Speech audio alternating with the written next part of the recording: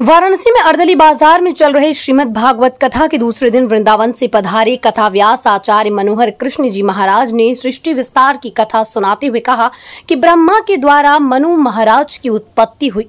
तत्पश्चात मनु महाराज की 3 बेटियां हुई, जिसमें आकुति, देवहूति और प्रसूति के वंश विस्तार का वर्णन किया गया। आकुति का विवाह रुचि प्रजापति और देवहूति का विवाह कर्दम मुनि के साथ संपन्न हुआ।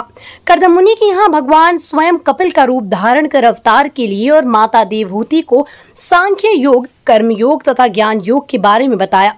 माता को नवधा भक्ति में पतिव्रता स्त्री के चरित्र के बारे में बताते हुए कहा कि राजा दक्ष द्वारा आयोजित यज्ञ में समस्त ब्रह्मांड के देवी देवताओं को निमंत्रण दिया गया। भगवान शिव को यज्ञ में नहीं बुलाया गया और यज्ञ में भगवान शिव का राजा दक्ष द्वारा अपमान करने पर पतिव्रत का पालन करते हुए माता सती ने स्वयं की शक्ति से अपने शरीर की अग्नि को आहुति दे दी, जिसके बाद भगवान शिव के अंश वीरभद्र ने समस्त यज्ञ का विध्वंस कर दिया। उन्होंने बताया कि जहां भी देवी देवताओं का अपमान और निंदा होती है, वहां कोई कार्य सफल नहीं होता। कथा व्यास जी ने कहा कि भागवत कथा कल्प वृक्ष है, जिस भाव से आप श्रवण करोगे वैसा फल आपको प्राप्त होगा।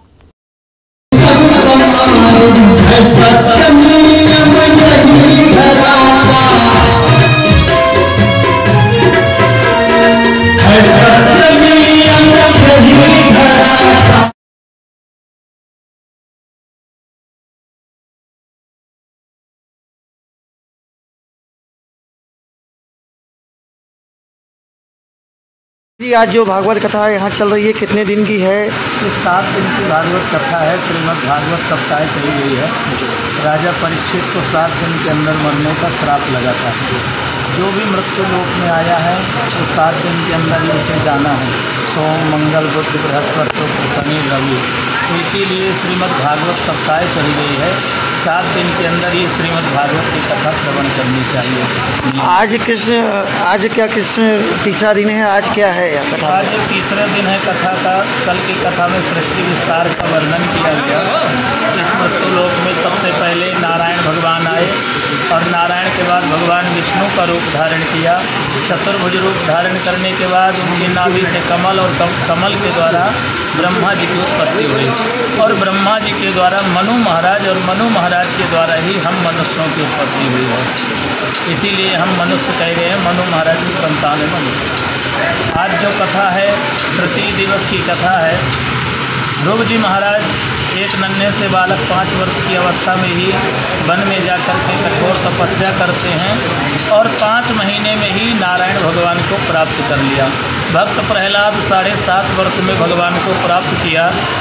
तो ध्रुव और प्रहलाद की कथा से हमें यही ज्ञान प्राप्त होता है कि जब एक 5 साल और 7 साल का बालक भगवान को प्राप्त कर सकता है, तो क्या ध्रुव और प्रहलाद की तरह भक्ति करके हम और आप भगवान की भक्ति करके परमात्मा को भी प्राप्त कर सकते हैं। गुरु जी, आप काशी में हैं और खुद आप वृंदावन धाम से आए, क्या कहना चाहेंगे काशी वासियों को कथा को लेकर? काशी एक अलौकिक अपने आप में है, दिव्य नगरी है। यहाँ भगवान भोलेनाथ का निवास है। ये काशी विश्वनाथ की नगरी है, गंगा का पावन तट है, ज्ञान की भूमि काशी कही गई है, वैराग्य भूमि अयोध्या है और भक्ति भूमि वृंदावन है। तो जो आनंद वृंदावन में है वो अलग है, जो अयोध्या में है वो आनंद अलग है और काशी के आनंद तो दिव्य आनंद है। यहाँ ज्ञान ही ज्ञान है। भगवान भोलेनाथ साक्षात यहाँ विराजमान है काशी नगरी में। मेरा नाम अभय नारायण तिवारी। एक हमारे मन में भाव आज यहाँ जो कथा का आयोजन है, आज तीसरा दिन है कथा का, क्या कहना चाहेंगे? संकल्प करने के बाद कथा नहीं यही सूचना करना चाहता हूँ, मन में आना भी वो संकल्प है। यदि आपके मन में भाव जागते हैं तो अभी कथा सुननी है तो कथा चर्चा से धर्म ये कोई मंदिर बनवाने का संकल्प हो या कन्या का विवाह करने का संकल्प हो, कोई संकल्प होता है और दूसरा मानसिक संकल्प। आज तीसरा दिन है। गुरु जी क्या किस विषय पर चर्चा कर रहे हैं? आज में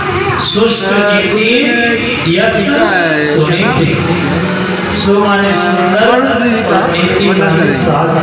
क्या कहना चाहेंगे कथा को लेकर काशीवासियों को? कथा को लेकर क्या कहना चाहेंगे काशीवासियों को? कथा के बारे में बहुत अच्छी कथा कर रहे हैं हमारे वृंदावन से आए हुए बहुत अच्छा कथा कर रहे हैं और अच्छा लग रहा है और यहाँ पे लोग आ भी हैं। और ये कथा कब से कब तक चलेगी और लास्ट समापन कब है इसका?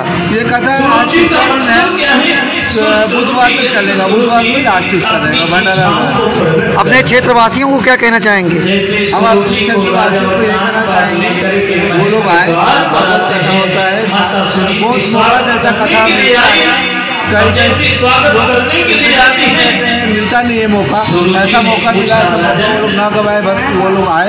और श्रावण माह में अधिक माह में एक कथा है